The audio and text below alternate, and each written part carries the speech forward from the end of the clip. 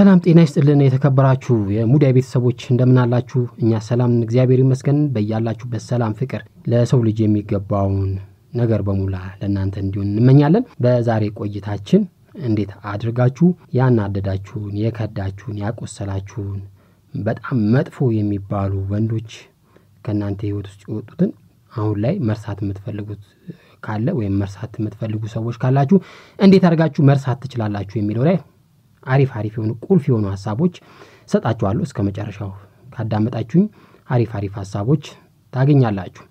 አዲስ የገባችሁ ሰብስክራይብ አድርጉ፣ ሌሎች ቤተሰቦቻችን ሼር ላይክ አድርጉ። ቪዲዮውን ጠቃሚ ነው ብላችሁ ካሰባችሁ ወደ ሐሳቡ ስናልፍ መከዳት ወይም መተው ጣል መደረግ ወይም ደግሞ አንድ ፍቅረኛ ትቶን ከሄደን በኋላ ወይም የተፋታ የፍቅር ግንኙነት ካለን ይሄ ነገር ቀላል ነው ብለን አናስብም። በጣም ህመም አለው። ብዙ ነገሮች በእኛ ህይወት ላይ ደርሱ ይችላሉ። ቀላል ነው ብዬ አልነግራችሁም። እንዴት መውጣት ይቻላል የሚለውን ማሰቡ በጣም አዋጭ ነው ብለን እናስባለን። እንግዲህ በአንድም በሌላ መልክ በህይወታችን በወንድ ልጅ መታለል እጅግ በጣም ያናድዳል።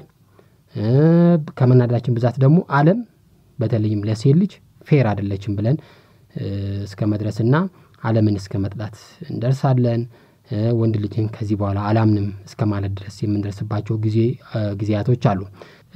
እርሺው ስላችሁ አንዱ ወንድ እርሺው ብዬ ስነግራት ቀላል ነገር አይደለም። በተለይም ሰውን መርሳት በቀላሉ አይቻልም። ነገር ግን እኔ ለእናንተ የምነግራችሁ ነገር እንዴት አድርጋችሁ መርሳት ትችላላችሁ የሚለውን ቴክኒክ ነው ማድረሳችሁ። እነዚህ ነገሮች ለማድረግ በአንድ ጊዜ የሚሆኑ አይደለም። በአንድ ቀን ልርሳው ብትም የሚረሳ ነገር አይደለም። ጊዜን እየወለደ ሲል አንዳንድ ነገሮች እየሻሩ እየተረሱ የሚሄዱበት ነገር እንዳለ መመልከት መቻል አለብን። እነዚህ ነገሮች ቀስ በቀስ እያደረግናቸው ስንሄድ ይጠቅሙን ይችላሉ። የመጀመሪያው ወንድ ልጅን ወይም የምታፈቅሪው ወንድ ለመርሳት ከፈለግሽ አምኖ መቀበል ነው የተፈጠረውን ነገር።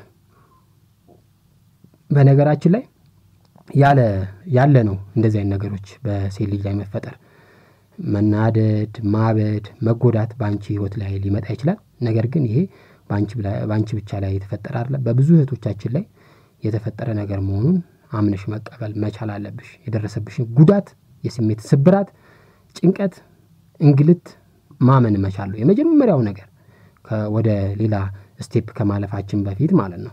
በተለይም ደግሞ አንቺና እሱ የተለያያችሁበት ምክንያት በሶስተኛ ወገን ከሆነ በጓደኞችሽ፣ በቤተሰቦቹ ወይም ደግሞ በተለያየ ነገር ከሆነ የተፋቀራችሁ እጅግ በጣም ስሜትሽን እንደሚነካው ይታወቃል።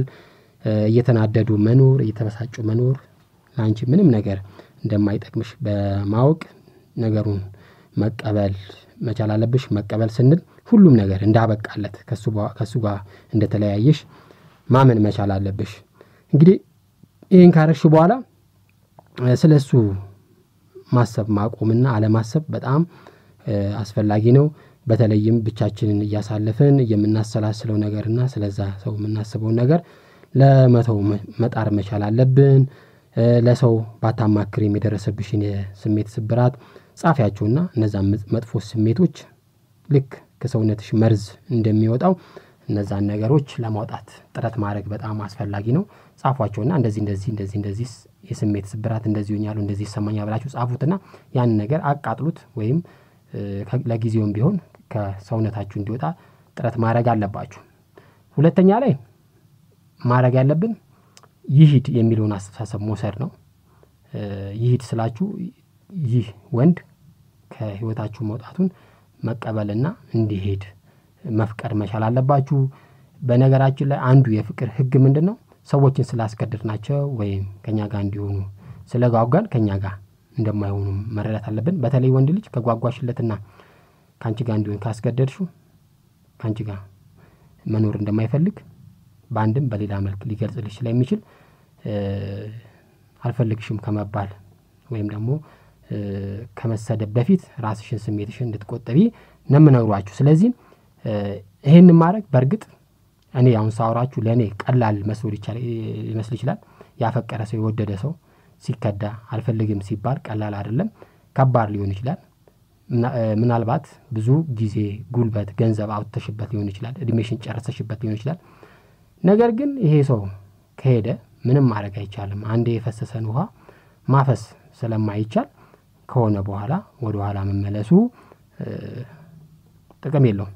ሶስተኛ ላይ እንግዲህ ማወቅ ያለብን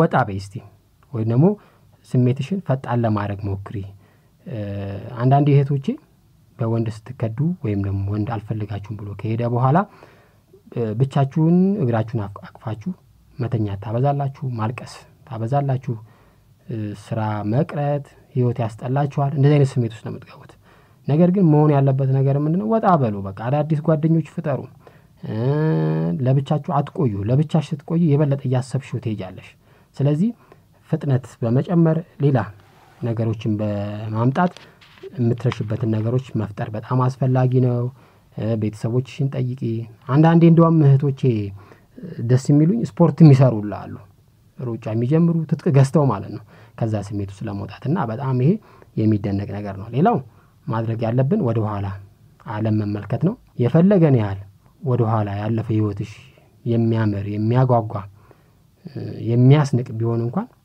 ያ ህይወት ያንቺ ህይወት አይደለም ዛሬ ስለዚህ ወደ ኋላ መመልከት አይስፈልግም እውነቱን ለራስሽ መንገር ነው ህይወት ወደፊት ነው ወደ ኋላ አይደለም ህይወት ወደ ኋላ በመሄድ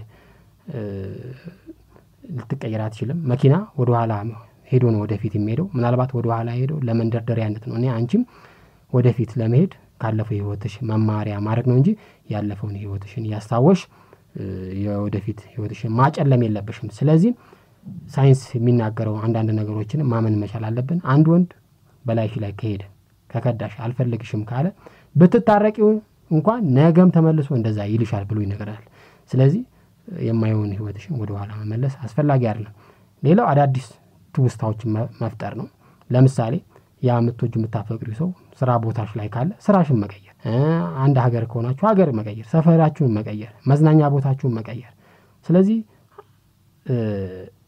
የምትሉበት የምታሳልፉበት ቦታ ሲቀየር ትውስታችሁም እንደሚቀየር መረዳት መቻል አለባችሁ ማለት ነው ሌላው ራስን ማሻሻለው እንደውም በልህ ለተወሽ ለናቀሽ ሰው በልህ ራስሽን ማሻሻል ራስሽን ቆንጆ ማድረግ ነው መቻል ያለብሽ እንጂ ለመጥፎ ሰው ለከዳሽ ሰው እንደዚህ ላደረገሽ ሰው ራስሽን ጥለሽ ማሳየት መቻል የለብሽም የበለጠ በልህ መሻሻል አለብሽ የሚል ሐሳብ አለ ሰባተኛ ላይ አለ ማግኘት ነው አንዳንድ ወንዶች እኔ በጣም የሚገርመኝ አልፈልግሽ የሚሉና ትንሽ ቆይቶ ደግሞ ስልክ መደወል ቴክስት ማድረግ እንደዚህ አይነት ነገር ይፈልጋሉ አንቺ ባጣ ቆይኝ አይደለሽም ስለዚህ አንድ ወንድ አልፈልግሽም ብሎ ወይም ነው ከተራራቅሽ በኋላ ስልክሽን መቀየር ወይም የሱን ስልክ ዲሊት ማድረግ በማህበራዊ ሚዲያ የምትገናኙ ከሆነ ብሎክ ማድረግ ወይም የሱን ነገሮች በሙሉ ብላክ ሊስት ውስጥ ማስገባት በጣም አስፈላጊ ነው ስለዚህ ይሄንን መጠቀም ይቻላል ስምንተኛ ላይ ደግሞ አናኗር መቀየር ነው እሱን የሚያስታውስሽ ፎቶዎች ልብሶች የተለያዩ ነገሮች ካሉ ከገንዘብ ጋር የተያያዙ ነገሮች ካሉ እነሱን ነገሮች ማጽዳት እስከመጨረሻው በጣም አስፈላጊ ነገር ነው ሌላው ትልቁ ነገር ማወቅ ያለባችሁ እህቶቼ ጥሩነታችሁን ምርጥነታችሁን አስፈላጊነታችሁን መመልከት ነው እናንተ አላስፈላጊ መጥፎ ሰዎች እንደሆናችሁ እድለኛ እንዳልሆናችሁ ሳይሆን መመልከት ያለባችሁ የእናንተን ጥሩነት መመልከት በጣም አስፈላጊ ነው ይሄንን ለማድረግ ደግሞ የራሳችሁን ጥሩነት የእናንተ በጎነት ጻፉት በተቃራኒው ደግሞ የሱን መጥፎነት ጻፉት ደን እሱን ያነጻጻራችሁ መመልከት ይሄ በጣም አስፈላጊ ነገር ነው ከሁሉም በላይ ደግሞ ወንድ ቢሄድ አትሞቱ እንግዲህ እህቶቻችን ሌላ ህይወት እንዳለ መመልከት ነው የመጨረሻው ነገር በቃ በእናንተ ላይ እኮ ደርሷል የመጨረሻው የሰው ልጅ በሱ ላይ የሚፈጸመው ሞት ህመም በሽታ ነው እንግዲህ ከዚህ በላይ በእናንተ ላይ ድረስ ስለማይችል ስለዚህ ይሄንን አምናችሁ መቀበል ነው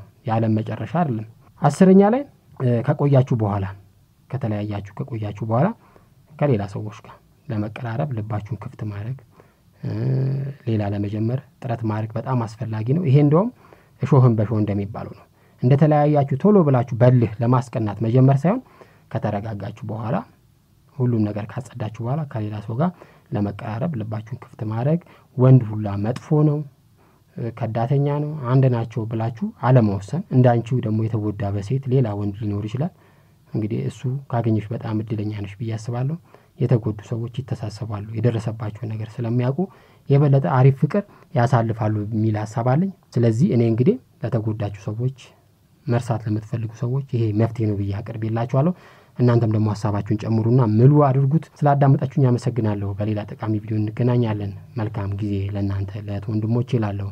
Thank you.